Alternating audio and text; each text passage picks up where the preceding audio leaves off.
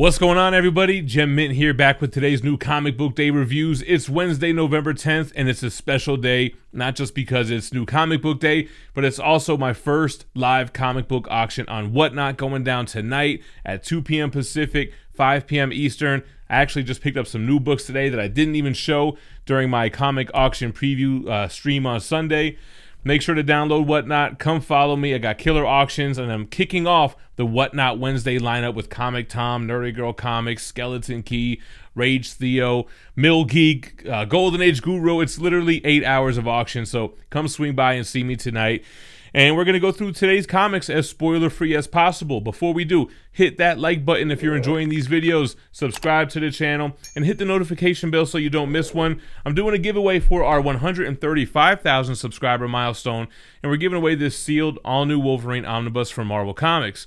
Stick around to the end of the video. I'll give you more details on that.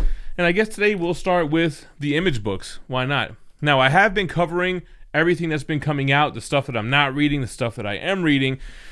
And it's kind of weird because I feel like I'm not reading a lot of stuff that came out today. So, starting with Man-Eaters, The Curse. This is issue 5. Not familiar with this at all. I don't remember issue 1 coming out. Not reading this. This is from, I believe, Image Skybound from Rick and Morty. Trover Saves the Universe. Issue 4 is out today. I read issue 1, was completely lost. I heard that if you never played the game, you wouldn't understand it. By Teststone, totally didn't understand it. And then we have, okay, how do you even pronounce this? Venom X? This is a book by John Leguizamo.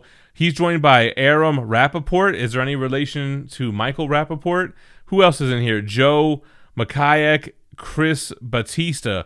So the thumbnail of this is that there were some long-ass issues this week. This was one of them. This issue was so long, and this story was so cringe, man. I love John Leguizamo, The Pest. Cult classic. Loved him in Spawn as Violator. He's freaking Luigi. This book is so cringe. The dialogue doesn't feel like it's written how people actually talk in real life. It feels like it's written how people tweet and how they type on Twitter. So whack. It's a generic type of superhero story. I mean, look at the cover. The guy, they tried to make him look like John Leguizamo. Yo, this was cringe, man. Moving on. 6 Sidekicks of the Trigger Keaton. Issue 6 is out. I'm not reading this. Never picked up issue 1. I don't hear anyone talking about it. Not sure. Ordinary Gods is out by Kyle Higgins. This is number 4. I've read issues 1, 2, maybe even 3. I kind of liked it okay. It's one of those things where it just didn't give me enough to want to continue reading it. These gods that, I guess they're trapped in the form of humans. They don't know they're gods, and then they get tapped in kind of Matrix style. Then we got Sea of Stars, issue 11 by Jason Aaron and Dennis Hallam. That's Dennis Hopeless, right? I stopped reading this one a while ago, too. It just kind of felt like it was targeted for a younger audience. It kind of felt like, dang, there was a good comparison. Like Finding Nemo in space. It's okay. All right, then we have a new one. What's the Furthest Place from Here by Boss and Rosenberg? So here's the thing. First of all, this is like the new thing in comics. They have super long titles. Something is killing the children. We only find them when they're dead. What's the furthest place from here? That's like the cliche thing right now. And I guess there's like a lot of hype and heat behind this book. I didn't find out till after. I think, spoiler alert for the auction. We're going to auction off in issue number 1. I think it's sold out already everywhere. I read this. I mean, it was okay. It was super long. It was a book that was broken down into like a bunch of chapters, and some would be like 2 pages and then a chapter. I don't think the book does a good job of explaining what the hell's going on. It feels like you're in this post-apocalyptic future where maybe all the adults are dead and all the kids are kind of like sectioned off into these little territories. Our group that we're following is like in this old record store.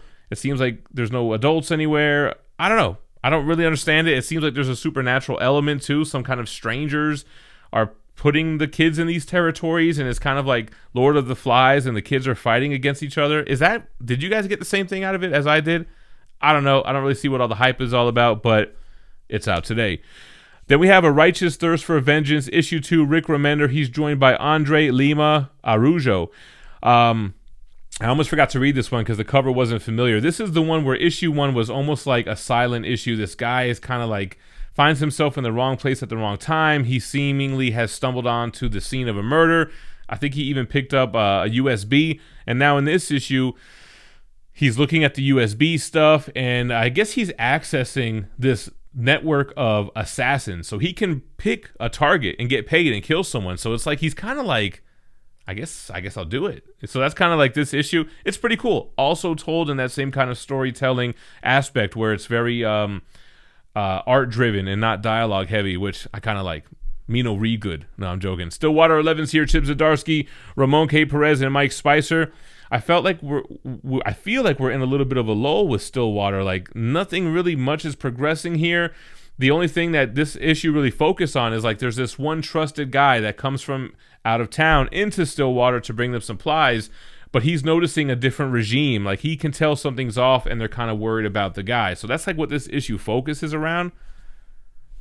Not much going on there. I do like the series, though, and I like Chip Zdarsky's writing. You know, I talk about, and I will probably continue, the long-ass issues of this week, but with writers like Chip Zdarsky and the writer for my pick of the week, yo, give me the long issue because their writing style is so fluid. It just flows so well.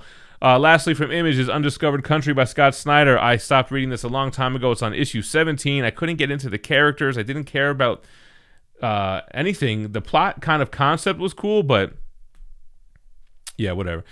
On to Marvel Comics. What do we got here? Amazing Spider-Man 78. Already switching writers? Come on, man. Like, give Spider-Man some respect. Kelly Thompson, Sarah Pichelli, Nolan Woodard. We have the Ben Reilly Spider-Man vs. Morbius, which was teased at the end of last issue. That was pretty cool. I don't really feel like I'm digging anything else here. Like this whole Beyond Corporation and like this Misty Knight. Who's the other one? Monica Rambeau. Is that who that is? Monica Rambeau from WandaVision. I'm not digging any of the support characters, and that's kind of what I didn't like about the Spencer run. I didn't like Peter with Boomerang as his roommate goofing around. Already not liking the new direction. Venom #1 is here by Al Ewing. He's joined by Ron V on here with Hitch, Curry, and Sinclair. Dylan Brock Venom. So the thing about the Venom #1 as dope is that it feels like it's just a continuation of Donny Cates' run. We're kind of telling two stories here, the Eddie Brock in space as the symbiote god, Dylan Brock having daddy issues at home. So I think that kind of works. A lot of stuff going on here. I guess big key issue, big new villain reveal here that could be something moving forward. I don't want to spoil it, but it feels a little too familiar for me. But I'm interested to see where it goes. It was a good issue. It was long as well, oversized, but it wasn't really a drag. No, it wasn't a drag. I liked reading this one a lot. It wasn't my pick of the week, but I like the direction that he's going because it's the same direction that it's been going. Excalibur's here with issue 25. Teenie Howard, Toe, and Arsene Yeager. Not reading this. I'm just not an Excalibur guy. Camelot stuff. I'm not with it. Dropped this one a while ago. Miles Morales Spider-Man issue 32. I don't remember when issue 1 started. I never jumped into this run. I haven't really heard great things about it, to be honest, anyway, but that's out today. I told you a lot of stuff. It's going to be like Gem doesn't read shit. Star Wars High Republic, issue 11, not reading it. I'm really only reading the Darth Vader stuff, and I think I've dropped that now. I think the Star Wars stuff, I lost interest. Hellions issue 17, Wells, Segovia, and Barreto. I liked Hellions 17. I liked the stuff with Orphan Maker here. I really don't like the Orphan Maker nanny stuff. It's very kiddie and childlike on purpose. But this was really about a fractured team that has banded together to do something together that no one else could do. To save. I don't want to give away the spoilers, even though it's like, I don't know, to spoil Hellions. Is that really a big deal? But that's kind of the aspect here. The team getting back together on their own accord, not because they were put together or forced to by anyone else. Love the Psylocke stuff. Basically, she's the one that's got to gain redemption from the teammates because she kind of double-crossed them with the whole events with Mr. Sinister and Ten of Swords. I'm talking way too long about Hellions. Moving on to Eternals, issue 7. Kieran Gillen, Assad Ribic, Matthew Wilson. It says a new arc starts here. I like the Thanos stuff. I don't know. With Kieran Gillen, I just find myself a little bored reading Kieran Gillen stuff. I mean, I couldn't finish the Loki omnibus. This stuff can be a little boring. There was a nice big hook at the end of the first arc regarding Thanos' lineage, but I thought this issue was pretty boring too, man. Then we got Alien, issue 8. Philip Kennedy Johnson with Salvador La Roca and Guru EFX. I love this book. I love this issue. It's basically part 2 of the new arc. We find ourselves on a new planet that has been terraformed and claimed by humans. And like every other Alien movie, an alien gets involved and starts doing his thing, and nobody believes it, and then people die. I like the aspect. I like the character interactions, the religious aspect behind it, the nice hook at the end here, which is kind of not a hook if you've seen any Alien movie, but I still dug it. Art style is great. It has the same tone and atmosphere as the movies. I like it. Strange Academy 13 is out by Scotty Young and Humberto Ramos. Big fans of both of them. They're joined by Edgar Delgado, but I'm not reading this title anymore. People say I should still be reading it. I wasn't interested after the first arc. Savage Avengers 26 is out. Jerry Dugan with Zircher and Tartaglia. I'm not reading this one either, but I do plan on jumping on the Avengers on issue 50. I think that's the beginning of a new arc that showed promise in the free comic book day previews. Deadpool, Black, White, and Blood, issue 4 is out. I'm not reading any of these. These are all 3 short stories that are in black and white, except for the red aspects, which is mostly the blood. You know, it's just, again, I read a lot of titles. I don't want to read just filler kind of things, and that's kind of what I feel like those type of issues are.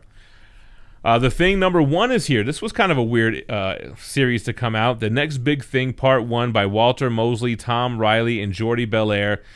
It was kind of okay, kind of a typical sad, depressing Thing book. He's here in New York City in the Baxter Building, and everybody else is gone and away somewhere. He's having problems with Alicia. I don't really remember the big main thing here, but it's kind of just like Reed's off doing this, Johnny's off doing that, Sue's doing this, he's all alone. It was okay, yeah. If you're a big Fantastic Four fan, you might dig it. And lastly, from Marvel, The Avengers, Tech on Avengers issue 4. Not reading this. So that's everything with Marvel Comics. Let's jump into DC. And I don't want to get confused because I do have the physical copies of these. Superman vs. Lobo, DC Black Label, oversized magazine format by Tim Seeley, Beatty, Andolfo, and Prianto. So the premise of this was that one of those little space bears, you know what I'm talking about? The things that can live in like any kind of environment, had, I guess, magical powers, and recreated both Superman and Lobo's homeworld. They're both the last sons of their planets, and he accidentally sends Superman to, I can't think of Lobo's planet name, and Lobo to Krypton. All type of antics ensue. Super long issue. It's very comic booky, like geared towards kids, like the type of stuff I would have picked up. You know what it reminds me of? Like, not in a good way though, but like Teenage Mutant Ninja Turtles, Archie comics, like that type of style of comics.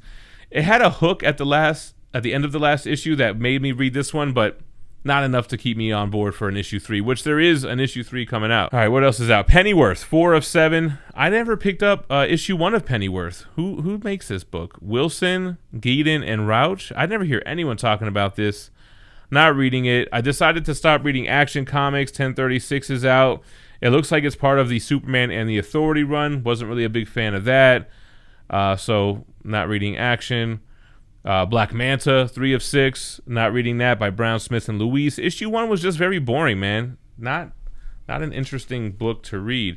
Then we have Justice League Last Ride, issue 7, the last issue of this miniseries by Chip Zdarsky, Mendonça, and Angelini. The thing with this book is that we kind of had an idea of how it was going to end because it was sold as the big last battle between Justice League and Darkseid, and I got to be careful because like anything I say here can be a spoiler. Let's just say it ended differently than I thought, and it sets up something new and pretty interesting. So although I think I was a little bit let down on the ending of this, I am interested to see if it goes further with what happened at the end here. Awesome big battles between Darkseid and Justice League. A lot of cool stuff with Green Lantern and the Green Willpower and Oa and all that kind of stuff. So it was a fun big slugfest, to say the least. Wonder Woman 781, no longer reading this one. This is by Clunan, Conrad, Takara, and Bon Villain. Am I missing anything not reading this? Guys, let me know. Let's see what else do we have here. A bunch of stuff I'm not reading, man. Batman and Scooby-Doo, I'm not reading that. Issue 8 out of 12. Robbie gave one of those pick of the week one week. Future State Gotham, issue 7. I stopped reading this. This is by Joshua Williamson, but this is like a black and white manga-inspired book. It was just like... It feels like it should have came out with all the other Future State books. It's like feels out of place right now. We're kind of past all that. Then we have Batman and Robin, issue 1 out of 3 by Jeff Lemire. He's joined by I forget the first name. Wynn is the last name.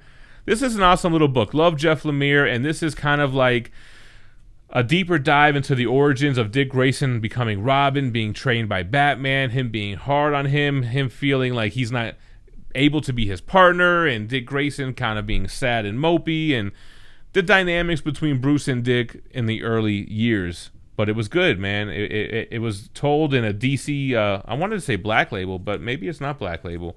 It feels like a Black Label book. I love the art style, and it's a good story. 3 issues. You might as well jump onto this. Then we got The Joker is here with issue 9 by James Tynion IV, Raphael, and Ferraro Jr. So this one was okay. I really dug last issue with the origin of Vengeance, the female Bane type character. And this issue very heavily ties into that. I would have never thought the series would have gone where it's gone right now, and I don't want to give spoilers, but the origins of Vengeance very much tying into the main plot here with the Joker, and I guess that's all I can really say. Anything else is going to spoil it for you guys.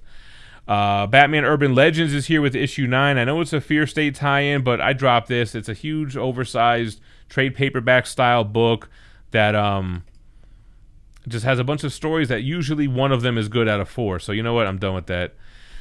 Teen Titans United issue 3 out of 7 is out. I read issue 1. I really wasn't into it. I guess if I had to be honest with myself, I'm not really a Teen Titans guy, to keep it a buck with you. Moving on, we have Batman the Imposter. This is by the writer of the new Batman movie, Mattson Tomlin, Andrea Sorrentino, and Jordi Belair. Almost got my pick of the week. It was a great issue. In this universe, Bruce Wayne has a childhood therapist who found out he's Batman, and now he has to check in with her every night. Otherwise, she's going to drop a dime on him. So that's kind of like the main thing that's going on here. And then there's this Batman imposter going around killing enemies, and it's very much a detective story on connecting the dots on what do these victims have in common, and that's kind of the vibe here. It was good. Almost made pick of the week, not quite there. DC Black Label, thick, oversized book as well. Also from DC, we have Harley Quinn from the animated series, issue 3. I just never jumped into it, not reading it. I Am Batman, issue 3 by John Ridley and Segovia. Not digging it. Not my Batman. It's just not a story for me. So now on to my pick of the week, guys. Before we jump into it, a quick word from one of our sponsors, Cheap Graphic Novels. Cheap Graphic Novels is your online home for brand new graphic novels and collected editions up to 50% off cover price. They pride themselves on packaging your books so they arrive safely and in excellent condition, as well as prompt and helpful service. Check out their bargain bin for even greater deals up to 90% off cover price. CGN is excited to announce that they're now taking pre-orders. They're making it easier for you to ensure that you don't miss out on the hottest releases. Cheap Graphic Novels is currently running a special promotion for the Geminites. If you're a first-time customer, let them know that you were referred by Mint Collectibles at checkout, and you'll receive a credit for free shipping on your next order. This promotion is only valid for the United States. Cheap Graphic Novels, your source for the hottest books with the kind of deep discounts and quality shipping and customer service that will keep you coming back for more. All right, guys, had to hit you with the plug. But seriously, hit up Cheap Graphic Novels if you're looking to purchase any collected editions. And pick of the week, Jeff Lemire's Maze book, issue 3. That's it, just Jeff Lemire. So this was the last book I read, and I was kind of having a difficult time thinking of what the hell is going to be the pick of the week this week. Nothing really stood out. The Batman Robin book was great. Batman the Imposter was good. What else did I say? That was kind of it, right? But Maze book, Maze book is about a guy who lost his daughter 10 years ago. I think it was due to cancer. She was really big into mazes. Kind of was really good at them, always used a red ballpoint pen, never used a pencil, never made a mistake. Then he starts getting these phone calls, and it's her, like, kind of screaming for help. Help me, you got to find me. I'm in the maze. So then he kind of goes through this thing, finds this unfinished maze from her, and figures out that the maze is the city and that she must be somewhere in the city. The dog on the cover, I don't really want to spoil it. He's kind of running into dead ends quite literally. Nice interactions with the neighbor here, and a very nice hook at the end, man. So it's getting very Jeff Lemire-ish. He wrote and illustrated it. It's got that kind of watercolors type of style that Jeff Lemire does so well. And it just, it flows, man. This feels like a pretty solid, thicker book too, but it just flows smoothly, and that's how you could tell a good writer. Those are this week's comics. I know a lot of them I didn't read, but man, I don't got time to be reading comics I'm not into, man. Let me know. Am I missing anything on the books that I've dropped or just never started reading?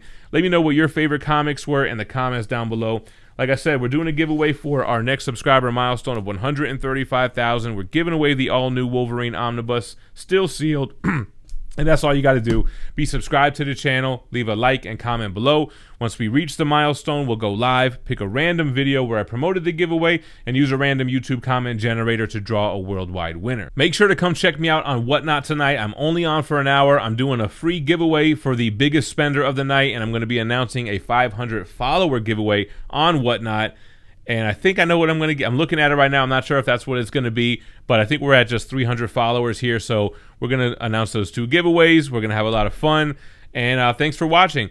Guys, check out last week's top 10 comics of the week that I did with Rock and Robbie, as well as my new comic book day reviews if you missed it. And stay minty fresh. Peace.